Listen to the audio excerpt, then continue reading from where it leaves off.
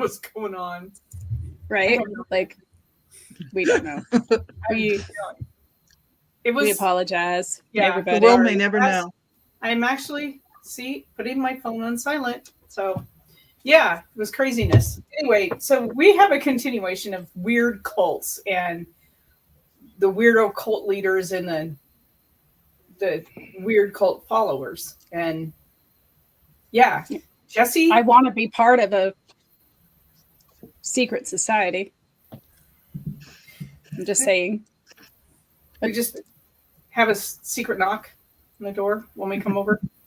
I would like password, and everybody would go Cheetos. Okay. Cheetos. Cheetos. Cheetos. There you are. Okay. Jesse, you were going to take the first cult story, right? Yeah. Well, right. Yeah. I mean, it's a cult, but actually more of a secret society. So before I get into it, when I was digging deep into this society today, watching some YouTube videos, trying to refresh my little picking mind, I had a phone call from the state that I was researching. Yeah, so kind of creepy. Anyways, that's being said. Yeah, I am going to be talking about the secret society of the Bohemian Grove. And this takes place back in, picture it, 1872 is when the origins of the founding of this grove. And it was founded by a group from San Francisco, journalists, artists, yes, and actors of the Bohemian Club. The first gathering took place in a midsummer night. Picture it, midsummer night. It's like Midsummer Dream. Midsummer's Eve. Wasn't that Shakespeare or something? Yeah, I don't know if it really founded on that, but that's what they are saying. And it was a send-off for the actor Henry Harry Edwards in the Redwoods. If nobody's been to the Redwoods, they are beautiful. Mm-hmm. And there's no sagebrush to be found. No. Unlike us. Ferns, giant, enormous ferns everywhere. And yeah, and the trees are just beautiful.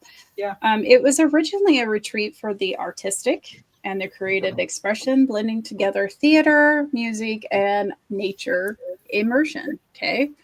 So it transformed into an elite gathering in the late 1800s and 1900s. The wealthy obviously started coming in. What do you tell it? Industrials, bankers, politicians, and began joining and outnumber the artists. By the 20th century, the Grove was a hub for networking among the American elites, still maintaining cultural traditions such as Grove plays, comedic low jinks, Mad Max, and sorry, shh, I can't even hear you. You're muted. You're muted. Okay. Okay. Anybody can I don't know what he's read lips. Who knows? Okay. Anyway, the location and setting of this place is outside of Monte Rio, Sonoma County, California. Sonoma. It sits on the Russia River. Yeah, which looks can be deceiving when I was watching some of these people who are trying to break into this place. FYI, don't do that. The river is very fast and it flows it floods every year too. Yeah, it does. Is that why they call it the Russian River? Yeah. It was Russian. I mean, yeah. It was probably supposed to be spelled that way. The probably. Yeah. Yeah. But they were like, let's just Russia. Russia. It covers 2,700 acres of old growth redwoods along the Russian River, not Russia, features a giant stone owl statue. So if anybody ever tries to look up pictures, and pardon me, guys, I just want to show you some of the images that I have. So this is Mr. Henry. And there he is, looking dashing. Doesn't he? With his Very much. Actually, looks like he has a really good sense of humor. Yeah, he does. He does. I don't know if it's the bow tie or the mustache, but I like it. I digress. And then, sorry guys, I have to. And then here is a drawing of supposedly what the statue and what it's supposed to look like that in there, but no photos of it. There are very few. So my background that I have right now is supposedly a drawing. So when I say a secret society, it means like when people try to get in here, they have security year round. Like, do they own the land? Wow. This is a private owner that owns the land. Okay. Yeah. So I'll get into a little bit on that. It's divided into semi-private camps. So in each of this, in this area, there's camps that are renamed. And so certain elites will stay there. And FYI, women are not allowed in this camp at all. Give me a except there has been a little bit of change within the last few years, but I have not kind of found a lot of information about this like society and their introduction of women into this group. Wow. Yeah.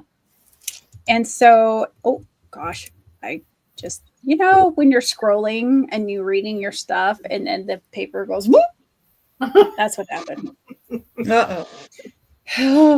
So we want to talk about their rituals and symbolization. So they have what is called the cremation of care. And on the main night that they have this, and by the way, they do this for 2 weeks in July. So all these people and elites and bankers and yada, yada, go to this place for 2 weeks in July. And they do this, theater, they do all kinds of stuff. There's also rumors to be a full-fledged drugs and alcohol involved a lot. Wow. Mm-hmm. Yeah, there's also other supposedly, rituals that are carried out. Members symbolically burn an effigy of dull care to shed worldly worries. And this happens right below the owl, as you can see, like maybe in this, but not really. They have it sits up, and some people speculate that this has been used for sacrificial, that they sacrificed a human. Some guy broke into this grove and stated that he thought he saw a human body in the fire that they were doing. There's been rumors that it was a satanic cult and they've been sacrificing people, and that's why it's so hush hush in this cult. So other traditions was site talks of obviously policy discussions. If anybody knows about the Manhattan Project, the Manhattan Project supposedly was talked about in this grove and during this 2-week thing. They have a motto walk in here with no, I'll have to look at it. I have it right here, but anyway, so basically the meaning means don't come in here and talk about your business or we're here to party.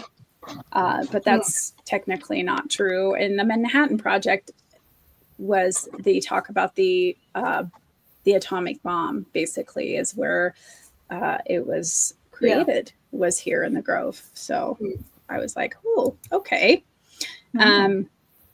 There's influence and politics connected with this grove, we have attendees including Richard Nixon, which in the Watergate project, he talked about being in the Grove. Eisenhower, and both Bush presidents were involved in this. Rockefellers, which we know about the Rockefellers, they are probably one of the prominent families within the United States. And Kissinger and Cheney. Also, you guys, I was blown away. Arnold Schwarzenegger, I can't say his name very well. He was part of this. And hold on, Mad Max. Hold on, don't put that down yet. My favorite, some people say that Clint Eastwood is also really part of this. He's the god. He's the god. I can't. Wow. I can't. So this started out as actors and very hippies influential and whatnot, and then it turned into some of the most influential people in the U.S. That's wild. Yep. That's You know, there's a lot of lakeside talks that they are saying that influenced a lot of the U.S. policy direction. I'm going to say that probably our current president is part of this as well.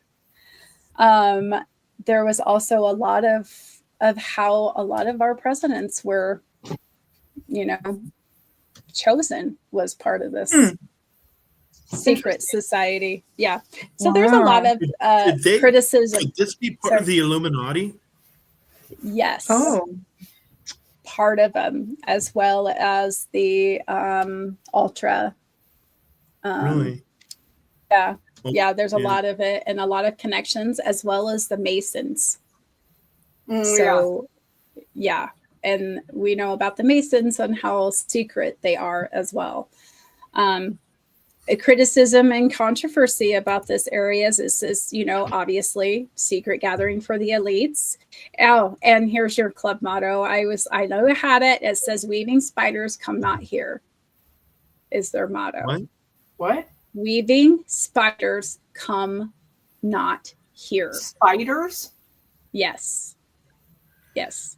I don't like spiders. I mean, thank God for No. spiders. They eat stuff, but you know. Yeah, but still. Yeah. There was like in the 1980s, journalists investigated its influence. In 2000, this is where I talk about Alex Jones. Supposedly, he's the one that filmed the cremation of Care and thought there was like a body in there being sacrificed. And, you know, just recently they were in the news for taking money from the state or the government, and people from the outside town was suing the people or the elites in this club for saying that they were taking money from them. So it was pretty interesting. So the modern as donations? No, like they were working, they're like the whole town, basically, when people come in, the whole town does everything around this 2-week party. And so, I mean, it's like, they don't even like talking about this. Like this journalist went there and asked them questions about this secret society. And they're like, yeah, we know the Bohemian Grove. What goes on there? I'm not talking about it. So that's how secret it is. Like people are actually fearful of things that happen there. So yeah, the town's like, nah, we won't talk about it. Yeah. It's still active. Also, just so you know, if you guys want to be part of this Bohemian Grove thing, obviously you got to have $25,000. You have to pay $25,000 to be a member. Dearly. Alrighty then. Will they take a check? You know, I don't know. They might even take like a Venmo. You can always see. Probably a Venmo. And PayPal? You gotta be an invitation, or you have to be like part of a family lineage with the group. So if you're a Rockefeller, you'll be in. Just saying. You know.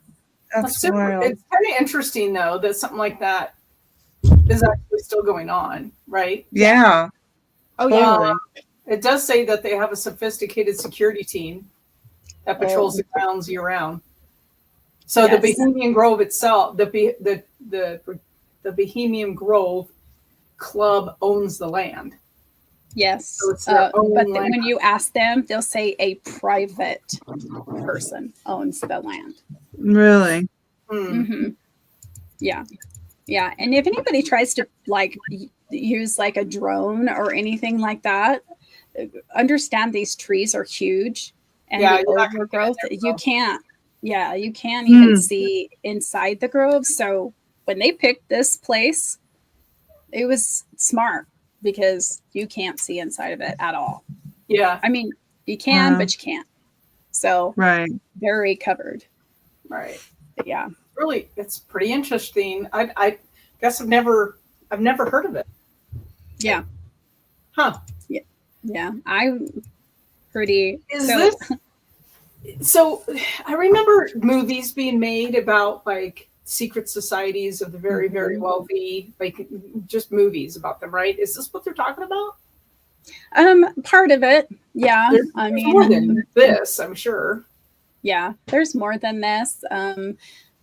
It's just when you look at all the information and watch it all and all the movies that they have and shows, it's just like, why are they so secret? Like, what is going on in this place? And Right. literally helicopters would be flown in there. And even though women are not allowed in there, they do speculation, allegedly. They hire, prostitutes and stuff to stay outside of the, so they can have their fun. Mm-hmm. Yep. Yeah. Supposedly Wow. there's men who dress in drag there. Hmm. It's like almost like an initiation if you really think about it. Some of these men and hierarchies are like, oh, well, I caught you doing this, I have proof. Here's the blackmail if you really want to mess with me. So That's why you don't do stuff like this. Wow. You just yeah, you live your life and you don't get involved in stuff like this. You know what I mean? yeah, Right. There's a Yeah. level of creepiness to some of this stuff that's just kind of off the hook. yeah, yeah. They say two can keep a secret If one's if dead, one's right? dead. Exactly. Yeah. Yeah. Exactly. You know. So yeah, I got a call from California today after I did this. So we'll see what happens. Wow. That's crazy. Yeah, but yeah, that's a little summary of the Bohemian Grove Secret Society, which And there's I'm tons back. more information out there. Okay. But There she is. Okay, God, my connection just went pew for a minute. Okay. Mud Lover, what do you have? Well, I thought it would be interesting to dig back to the oldest cults known. And then I found out that wasn't as easy as I thought it might be because they are old. But I did come across one. It's called the Skull Cult, like skull. And it goes back, this one goes back 11,000 years. Holy And moly. what they would do, yeah.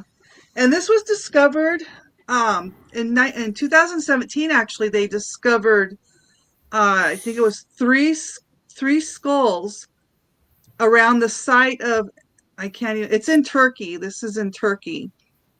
And the place is called Gobekli Tepe. Yeah, I butchered it big time. Say it again really fast. So in 2000, huh? go let it tip Say it again really fast. What was that? Go let it tip day. Oh, There you go, Jesse. That's it. Okay. So what they would do is shortly after passing, they would decapitate and deflesh and carve up the skull. They thought maybe they use them for some type of decorations, the way they were cut, because they would cut it from like this way with stone tools. Oh. Who were they killing? Yeah. Just Anybody? yeah. It's like It was a headhunters or known something? practice back then. I guess they all did it back 11,000 years ago in Turkey. Oh my God. Oh. So they really don't know why, other than maybe decorative. But So like I said, there's really the, not a lot on it. like the whole Transylvania heads on a post kind of thing. Maybe. That was bodies on a stick. Yeah, that was Alucard. Yeah, That but was. didn't he also do heads on posts? He'd sever heads. I think he did some heads on the pikes, but Yeah. that was how when they would not kidnap necessarily, but when they got people from another kingdom, and they're usually like people that are up in the kingdom, they would take that stick and they'd get as sharp as they could, and they would have these people set on it, and I can't even imagine how painful. Alive? Yeah, they were alive. Oh my gosh. I wonder Yeah. if that's how the Chinese developed pot stickers. Oh my God, Jess. Sorry. Is that too far? I went too far. Sorry. Y'all think I'm the weird one. Jesse's so twisted. I'm so fire. If that's how they made pot stickers, what about corn dogs? Oh Lord. Okay, Mud Lover, keep going. Okay, Sorry. so this place that I can't say was first discovered in 1960, in the 60s. It consists of huge stone slabs that were purposely arranged, so they actually had to pick them up and set them the way they wanted to. And they think that's where the rituals took place. The little is known about the people who constructed it, other than they were on the crux of a major change in human civilization. They were swapping hunter-gatherer lifestyle for a more sedentary one. And I said that wrong too.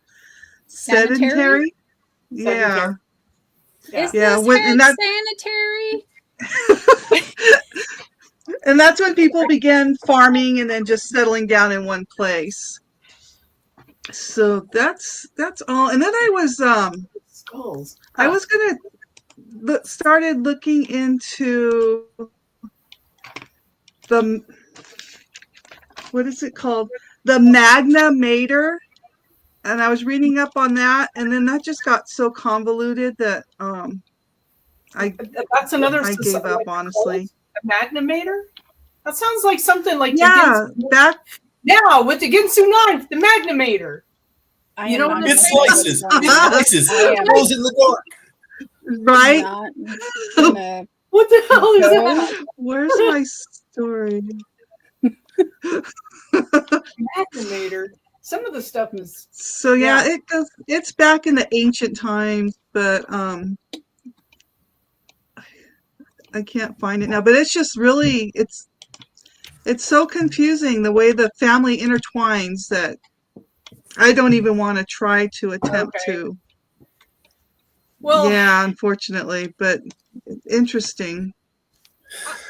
You know, going back to Jesse's, so this is truly where all of the big power plays are happening then. Yeah. Oh, right? yeah. So all of the big, the Rockefellers and whoever, like all of, because it showed Reagan was there and Nixon and all these different people, right? If you go and you look at it.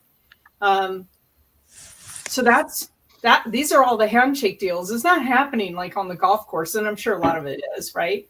But they're going to these places like this where all of these super influential world leaders show up. and Yeah. that's where the real deals are being made. Mhm. Yeah. Well, it's funny, the shot callers, and I've always wondered, and especially lately, and Mudlover and I have talked about this a couple times, but we have our two parties, political parties for the most part, two big players, and we could throw the libertarians in there, we could throw whatever in there, but the two major players we have are the Republicans and the Democrats, right? We all know that. So some of the last stuff, I just don't know. But some of the last stuff, what if it's just one group and they're mimicking, they're saying, okay, well, we're going to push everything to this group now. What if there's one group that's actually the Oh, puppet maker or the puppeteer? You know what I well, mean? And it Mhm. clearly sounds like that's what these people do. it could be. I don't want to. I don't want to get political on the show because that's not what we're No. about. I certainly have Yeah. my own No. thoughts on this stuff, but maybe I know there are some puppeteers out there. There's a few of them, Yeah. and they're swaying things, and it's not Oh, yeah. always good what they're doing. There's a lot of Right. fallout from stuff like that. So, Yeah. yeah, what did Roosevelt say? Absolute I am power not a works crook. absolutely. Oh, wait, that's Nixon. And I mean it's just the way it is. It's Yeah. yeah. Anyway, okay.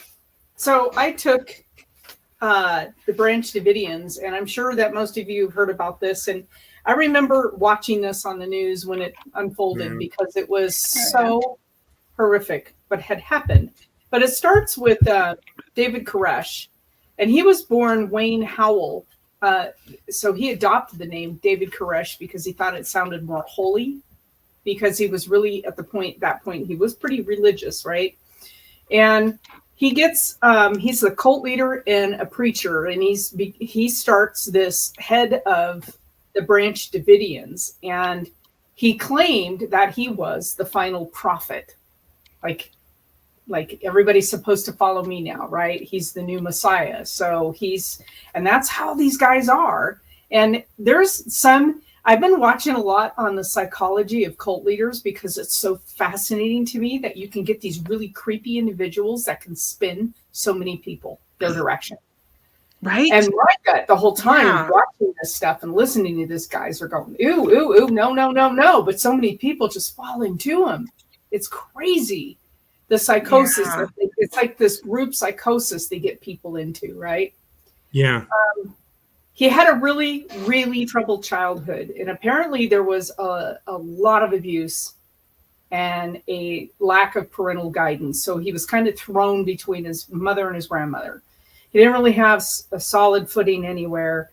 And his mom kind of, she didn't want him for a while. She'd throw him to her mom, and then he'd be there. And it was just like he was being ping-ponged back and forth. And it wasn't healthy for him. That doesn't help a young mind, right? Mm-hmm. So he later adopts this name, David Koresh, and he claims to be this messianic figure, like I'm the second coming, and everybody's supposed to follow me. And he believed. And here's another thing with these guys, right? Most of these guys, they believe in apocalyptic futures. They believe the end of the world's coming. Think about, what was it called? Heaven's Gate? Yep. Where all those guys, they did a mass suicide. With the Hale-Bopp comet. Hale-Bopp comet was going to signal the end of the world, and so they took their toxic drug, and I mean all of these types of things. Yeah. It's always the end of the world, the end of times, and it's like, yeah, I don't know. They play on people's fears big time. Okay. And so he joins. He at about the age of 20, he joins his mother's church. This is going back before he's this prophet, and they were Seventh-day Adventists. So that's what the Branch Davidians were. They were a very extremist branch of the Seventh-day Adventists. And by themselves, Seventh-day Adventists are very, very strict. I grew up with several families of Seventh-day Adventists, and boy, those kids couldn't watch TV. They couldn't play cards. They couldn't listen to music. They couldn't do this. They couldn't do that. It was like, wow, it's no wonder that some of these kids just go ping ponging the other direction as soon as they can, because they were so strict. Wow. Yeah, I remember.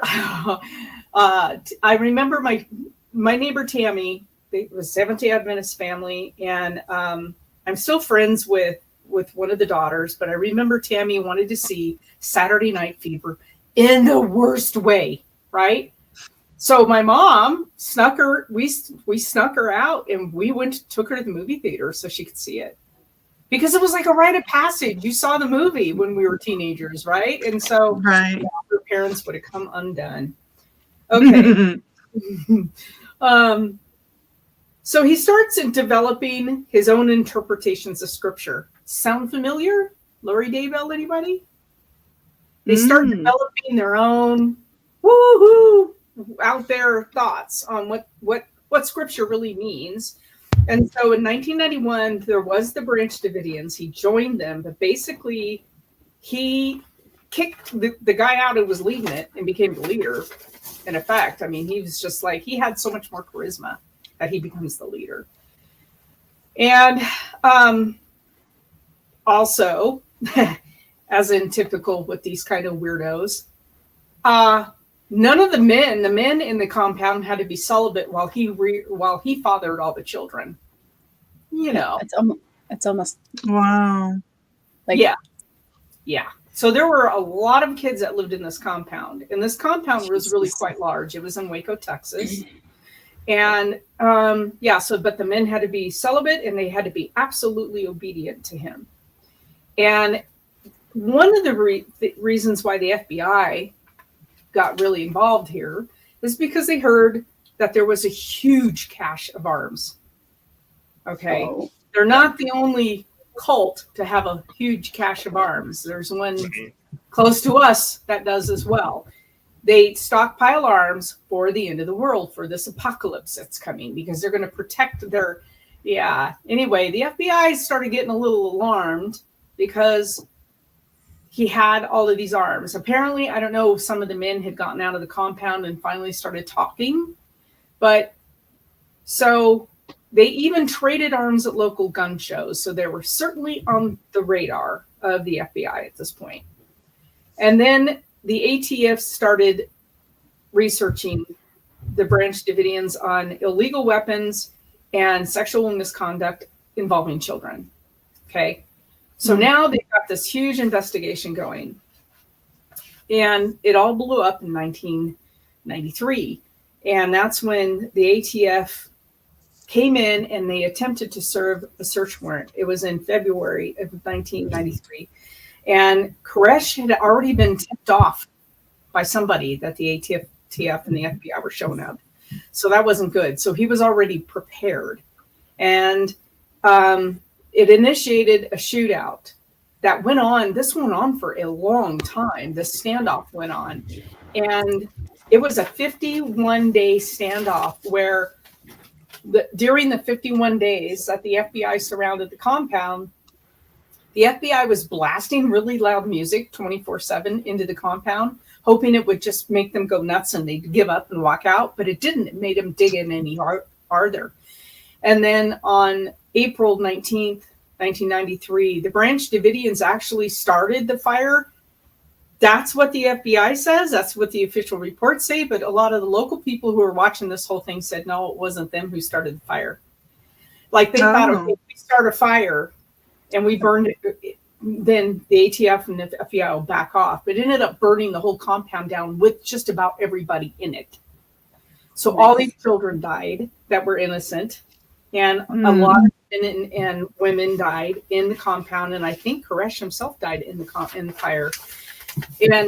But there was a lot of speculation that the Davidians actually didn't start the fire, that it was the FBI that started the fire trying to smoke them out. And so there's some, I don't know where the truth lays in this stuff. But then right after that, right, you have And I don't remember all the specifics, but real close after that, you had Ruby Ridge. Yeah. Mm-hmm. And Ruby Ridge was some religious, it wasn't really a cult, was it? It was more of a family that was just hyper religious. Yeah, and they were Survivorists. They were back in the boonies. Yeah, were And they would start. Montana? Didn't they? I think they shot a census worker that Oh, actually came back there. Oh, is that what started the whole thing? I Was think that so. I Montana? could be I can't mistaken. remember. It was out here somewhere. I think it was northern Idaho, I thought. Was it northern Idaho? I thought, but it's been so long I that can look it up. Yeah. So the whole thing, I'm just going to show 3 pictures real quick of, this is David Koresh. wow, look at those glasses. I know, right? Yeah.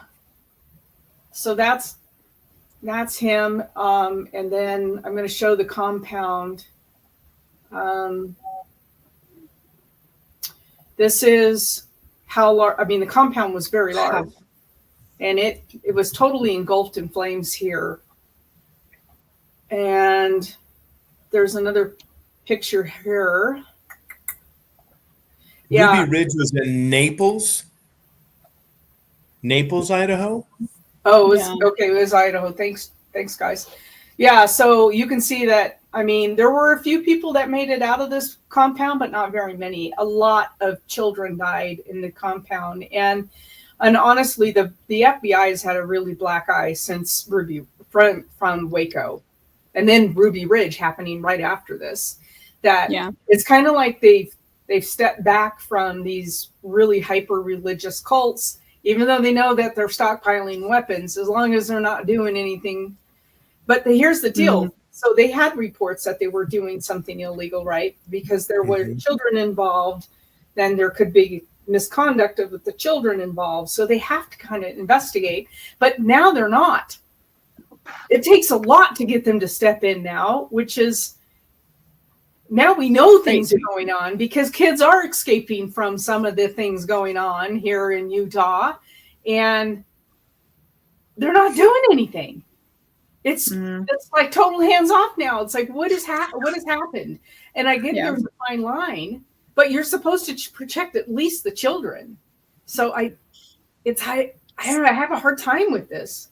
Yeah. So do you feel in that sense that maybe there could be some inside thing, like we're part of this particular group and there are some people that believe allegedly that these people have inside, government. Yes. And they're like, no, don't look at that. This is what it really means. Yeah, these different religious cults out there. Correct. And do infiltrate local and state government. Absolutely, without a doubt, because we saw it in Texas. They get hired on as the police chief and in the sheriff's department and everything else. They splinter out and they do all this stuff so that they can kind of control what's going on the compounds and try to control the narrative. Yeah. Right. And it's bad. And when it finally, I know in Texas in that event, when it finally blew up, it blew up big. And I'm not talking Waco. This was something completely different. But I don't understand. I get it and I don't get it. Like I can see both sides of the coin of trying to tread really carefully because it is freedom of religion, but not when there's a child involved and not when you're holding people hostage and they can't leave. Yeah. And that's what's going on in a lot of these instances. The women and the children are not free to leave. The men can leave. Yeah. They can go out and find jobs, but the women better not leave the compounds. That to me is like, that's criminal behavior. That's bananas. So it's weird that we have this hands-off approach now. What do you guys think? Yeah, and that's the frustrating aspect of it because, they're going, and Jesse, I'll tell you the same thing. It's all hearsay. It's all hearsay until you get solid evidence.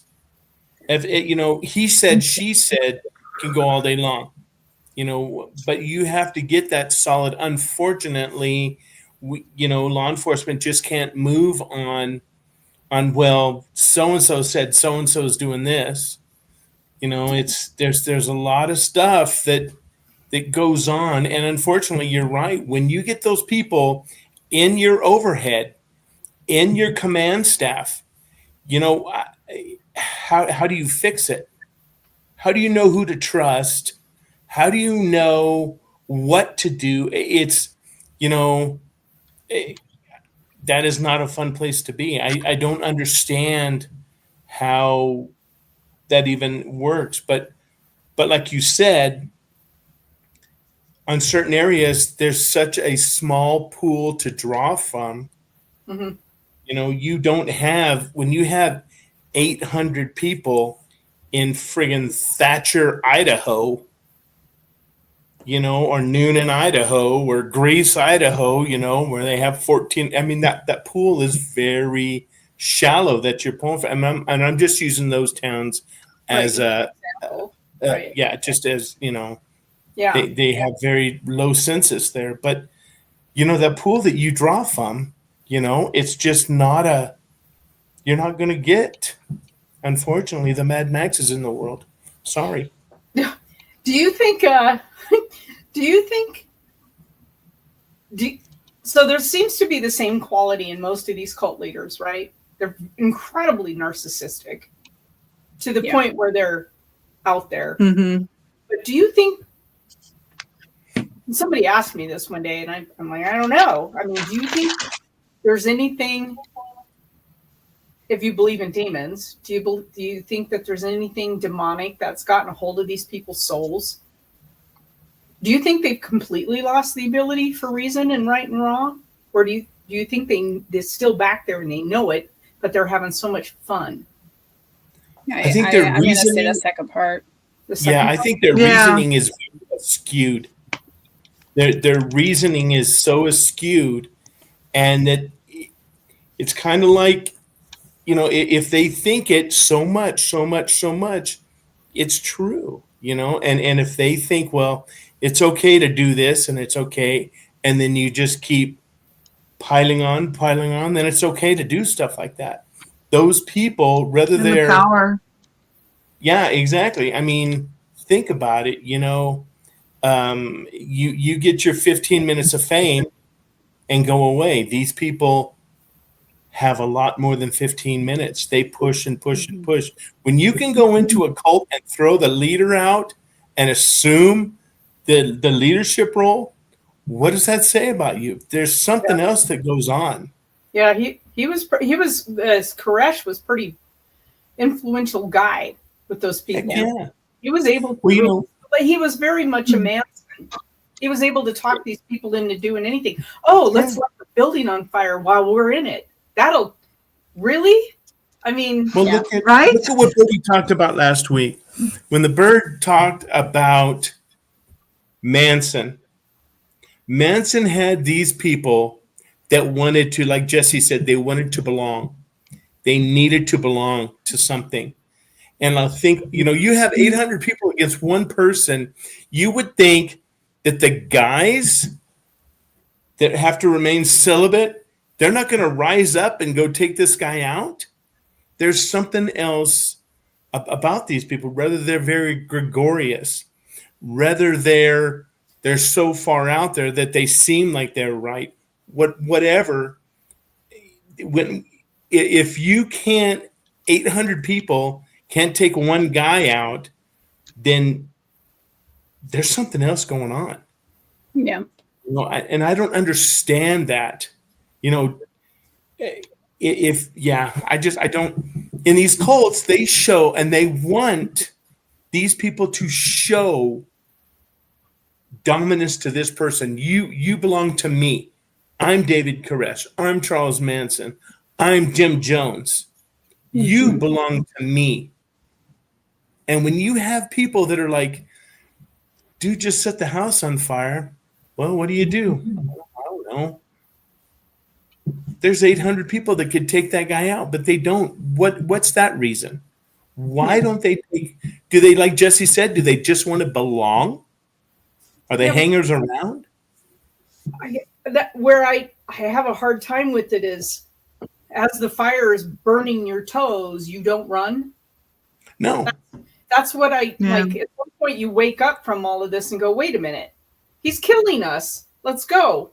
It's weird to me. I don't understand that mindset.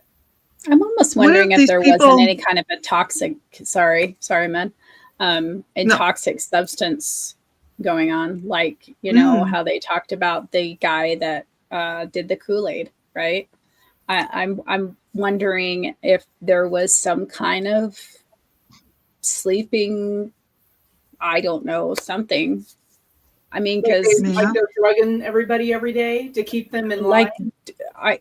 I think so that there could be that possibility, you know, kind of like Charles Manson did. You know, he kept people at bay of getting them their drugs and what they wanted. Who's to say that this Crush guy didn't do the same? Yeah. You know, I don't know. It's kind of weird how people follow other people. And you're right. Like, why aren't these guys like standing up to him and saying no? Like, that's what blows my mind about these, particularly the men involved in cults, because most men are raised that, you know, you're dominant, you're the masculine one, you're the one that's supposed to take care of everybody. And then you have there was a cult in I won't bring it up here too much, but there was something that happened in, I want to say it was North Dakota, and one of the most brutal crimes I've ever heard of happening. I mean, it was so, and I listened to true crime all day long, and it was so shocking to me that I had to turn off the podcast the first time I heard it. Wow. And digest what these people did to a man. I just couldn't wrap my head around being that level of torture. To me was unbelievable. And guys that did get away from this cult came back. They came back. Wow. They finally got away from this level of insanity and torture. And then like, well, yeah, I guess I'll go back. Huh. What? Isn't that the Stockholm syndrome? yeah. Well, yeah. You will actually die for, because I told Mudlover, I asked Mudlover a long time ago. I said, you know that I would die for you. I said, would you die for me? And she says, well, what are the circumstances? Like, no, that's not how it works. I would die for you. And she's like, well, what day is it? Is it like 2:00? Am I having a good hair day? That's the kind of stuff she would go through. But it's amazing. I don't understand. I don't, you know, and you're right, the masculinity aspect of it, you know, as a man, absolutely. I'd be thinking, how do I beat that guy out? But I would not be in that situation either. Right. You know, and like Jesse said, these are the people that need to belong. Whatever, and you get so many people back there. Join the Air Force, join the Navy. You belong to that. What is, you know what I'm saying? I mean, right. That's a sense of belonging. You don't have to get involved with somebody like this. But we also got to think about the secret societies too. They're the same. I used to be in a group growing up. It was the He-Man Woman Haters Club, and I had to get out of it. It just they didn't understand. But the He-Man Woman Haters Club. I got a pickle. I got a pickle. Hey. Sorry. Have to have a little light. That's right. But yeah, it amazes me. I don't understand how these people can get caught up. But then you think about it, you know, how and being in law enforcement, and Jesse will tell you the same thing. When you see somebody that you know, that you grew up with, that you played ball with, that you played whatever sport, whatever you grew up with, and for some reason that person went left at the fork and I went to the right at the fork. Yeah. You know, and at what point do you say, because I'd be sending guys to prison on the prison run, and I'd be like, and they're embarrassed. I'm embarrassed for them. these are guys that I grew up with. Mm-hmm. And it's like, I can't acknowledge these. Hey, what's up, man? How's your mom? How's your mom and them? But you can't do that. Yeah. So, like I said, at what point do these guys make that fork in the road? And then at what point do they end up in a friggin' cult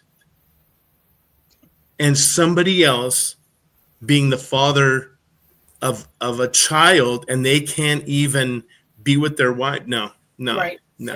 Well, and No. that's why, on a lot of this psychologists I listen to and psychiatrists, they talk about psychopathy, right? They lump psychopaths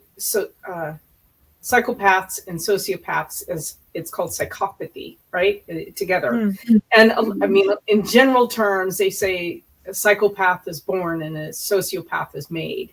It's very generalized, and it's not necessarily carbon for everything, but that usually the sociopath is they're a product of their environment. They have no love. They learn this. They have trauma.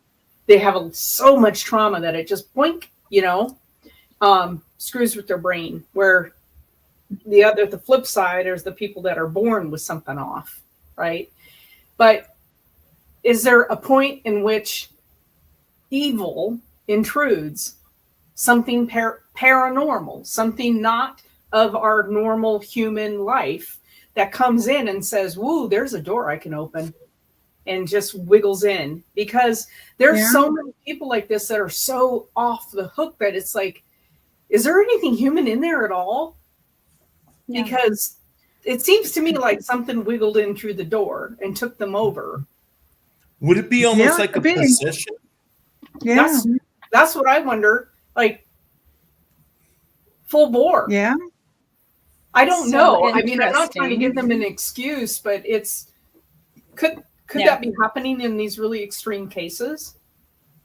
I don't know. So it's interesting that you brought that up about, how does this happen? Where does this happen? And I was listening to a show, and they were talking about how trauma happens, and even trauma happens within your parents.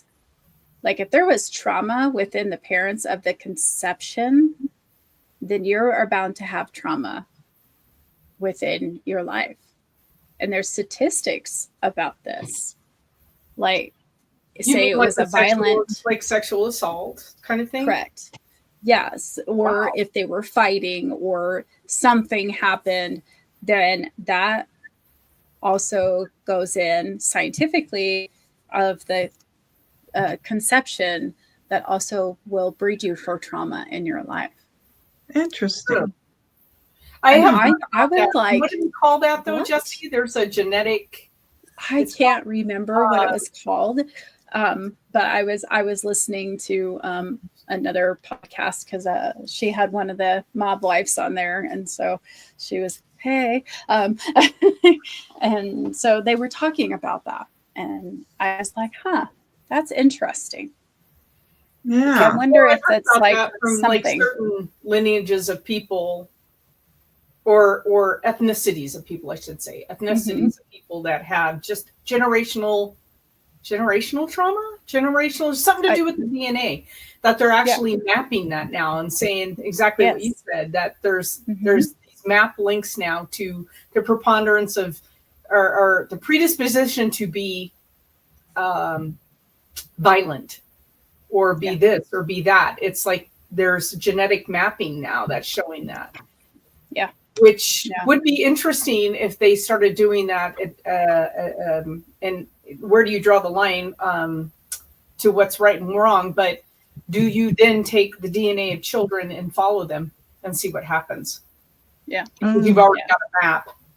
And do they follow? I mean, everybody has free will, right? So maybe that child decides, no, that's not right for me, and I'm not going to hurt that person. I'm going to do this. I'm going to be, cure cancer. But if there's some kind of genetic code in some of these people that make them go crazy, and what's the genetic code of the people who are following them?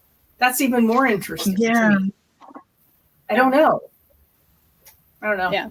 No, I'm not saying it's everybody. I'm just saying they're saying that some of the findings, like you has stated, that has caused some of these traumas and behaviors. So, Well, yeah. one of the things that resonates with me a lot on these cult activities is what happens to the land afterwards, and how much of that negative energy stays there. That residual energy remains. And I don't know what happened with the land in Waco, but I would imagine, let's say 20 years down the line, because it's been what, like 35 years or something since Waco, something like that.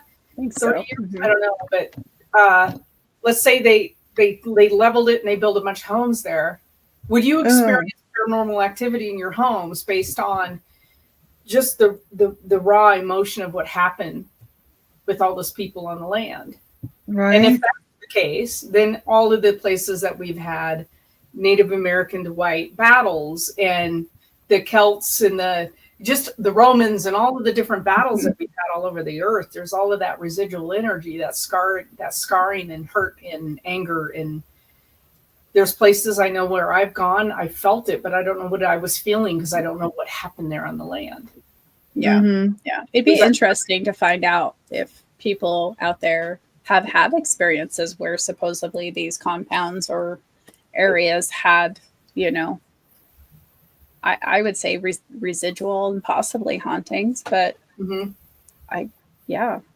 you have to. There's so much energy that went into that. And we do hear the voices of the people screaming in the fire. Absolutely. That kind of stuff. I would think that would come through, especially Absolutely. if you were sensitive. Yeah. So I Definitely. don't know. Interesting stuff. I think it's also interesting Yeah. to me how many cults have started in San Francisco.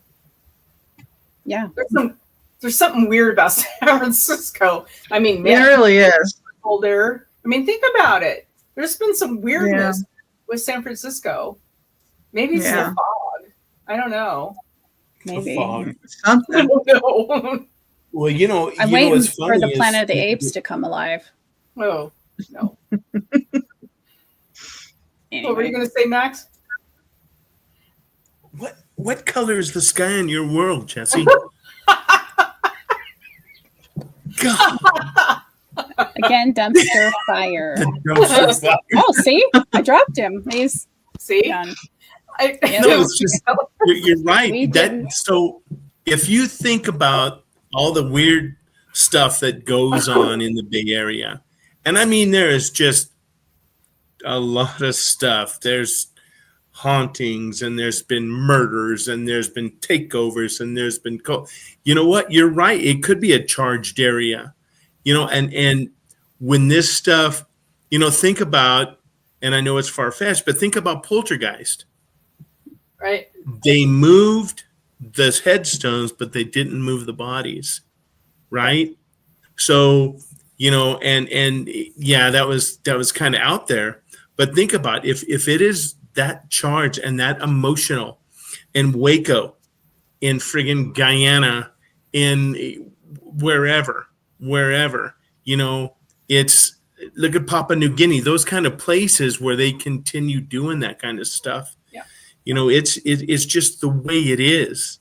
And I wonder if that the charge or the feeling or whatever just takes people over. Yeah. You know what I mean? Yeah. It's interesting Yeah. to me that. Have you ever felt something move through you, completely through you? Because I've had that. I know Jesse's had that. Like Taco Bell. no, like a spirit. Like, yeah, we've all been there. I don't think so. Yeah, it is. It's creepy and unsettling. It's just weird because somebody just walked through your body, right? And if you're, imagine being in a place like you said, like supercharged, full of that energy. Let's say Guyana, where all of those people died, Jonestown, right? Think about all of the souls that are stuck there, probably still there, wandering around. Yeah. And you go there, you've got to be able to experience that. I mean, you have to experience that. You have to experience something, overwhelming sadness or terror or something. Well, I can imagine if it's that charged and you are sympathetic to that, and you just happen to drive through that area or you take on that feeling. You Mhm. know, when you go through a cemetery, you take on that feeling. Yeah, it's a cemetery, and it's it's very very sad and everything, but when you go through that, and those people that are still there, you take on that feeling. Driving down the road, there was a bad accident there, and if you are, like I said, if you're sensitive to that stuff, it's you can take that on. Absolutely. Me personally, no. I've never had anything walk through me. I know that what I've seen, but I've never had, as far as I know, anything walk through me. So, or because remember in Poltergeist, the mom said, "Oh my God, she just passed through me," Mm. and she knew that Carol Ann, right, had passed through her. I've never felt that, and I don't wanna, I don't what don't wanna, No. Yeah. but you guys have, Yeah. you It's It's a kind know. of like Johnny Ringo said, or Doc Holliday said to Johnny Ringo, "Well, it looks like somebody just walked all over your grave." mm, Try it. Why Johnny Ringo? mhm. Yeah. Oh, a little tombstone action there. I love that. Well, we started a game that we never finished. Yeah. Well, you're a daisy if you do. You're a daisy if I'm your huckleberry. Mm. Uh-oh. All right. Well, Oh, this was an interesting topic, and I hadn't known Jesse. I didn't know about and my lover. I didn't know about those two the societies and the cults. That's really wild. So, thanks for bringing those out. And we'll be back next week with another fun topic. And also, for those of you who are watching or watching after the fact, did you guys, if you are in the Pocatello area, did you see the UFOs the other night? oh yeah. Oh yeah. The whole town is talking about them, and there were some videos. We did post them on Pocatello Paranormal Research. A couple of the videos that were taken in town, pretty interesting. You can, even though they were taken at night, you could see the outline of the top of the mountain, looking towards the west, towards Howard Mountain. So you can still see. So you have the mountain for perspective, and then you could see them moving around over the top of the mountain, and very interesting. There were Yeah. many sightings, and they weren't just over there. They were all over Pocatello a couple of nights ago. So, and they're not the meteors. Meteors are like a shooting star, right? They're just flying through space. These things were moving, zooming all around. So if you saw it, please leave a comment. We want to know what you saw. And if you have video, please let us know, because I would love to post your video on our Facebook page. Super interesting stuff going on lately. So Mhm. They were looking for Mad Max. That's what they were doing. they're trying to take him away. Okay. Yeah. Oh. The funny And thing, all right. where life is wonderful all the time. All right, guys, we're going to catch you guys next week. And if you didn't listen to the last episode of The Thin Line, go back and watch that one. It was really cool. We had Guardian Paws Service Dog with us. Oh yeah. They give service dogs to veterans and first responders. And it's phenomenal what they do. Yes. Really, really Oh, amazing yeah. work. They're here in Idaho. We want to give them a shout out every time we can. So, Yes. all right, guys, Definitely. take care. Have a good night. Bye bye. Fire. Deuces.